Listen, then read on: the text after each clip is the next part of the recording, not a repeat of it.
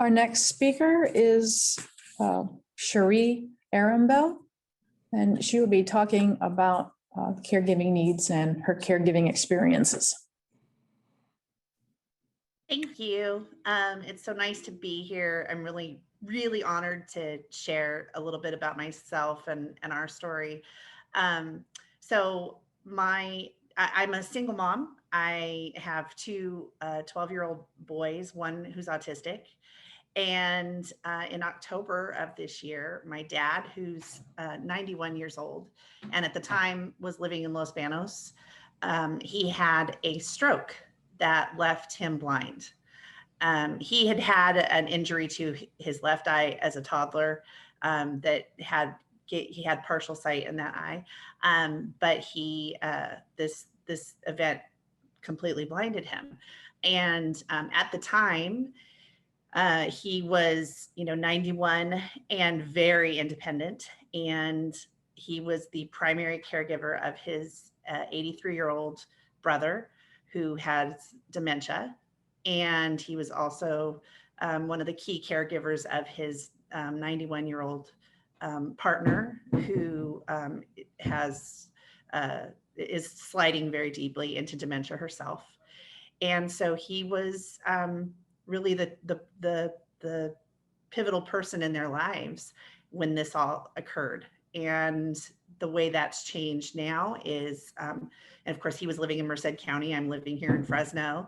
And so for him, he's now living with me, and we had to put my uncle in a nursing home. And fortunately his partner, she has some care at her home, but it's been quite a change for three senior citizens who were all living a very different life just a few short months ago.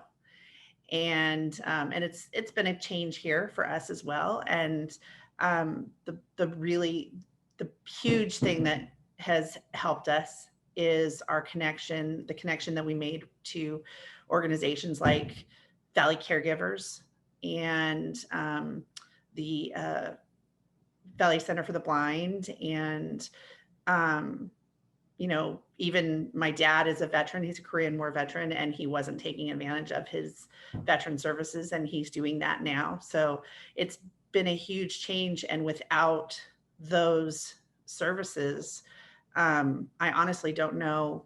I don't know what we would have done, especially in the transition time between him, moving here and him still being in Los Banos and having, me having to work here because I work full time as well.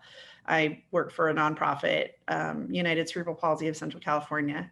And so, without these helpful services, and even some of the things that have occurred during COVID, like trying to set up, I had to get my uncle and my dad vaccinated, and doing that in Merced County, unfortunately, was really hard. It wasn't as easy as it was here in Fresno County, unfortunately. And so, sorry, I have a cat that wants to present herself, so I'm trying to keep her away. And so anyway, but it was, if my uncle and my dad had not had me, they would not have been able to navigate the system of getting vaccinated in Merced County. They even went to their doctor at the time, who said, "Oh, you'll have better luck just figuring it out on your own," and which was not a great answer for them. But fortunately they had me. But it really brings to light, if someone doesn't have an advocate, if someone doesn't have someone working for them, how do they navigate these systems? And we are very, very fortunate and really blessed. But we also know there's so many who don't have those kinds of advocates. But that's our story, and we're here, and it's a good thing that we all have good attitudes. So, and we only drive ourselves a little bit crazy, so that's okay.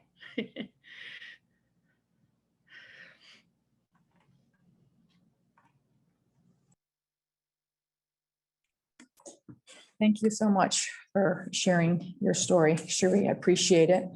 You know, it's not an easy thing to do.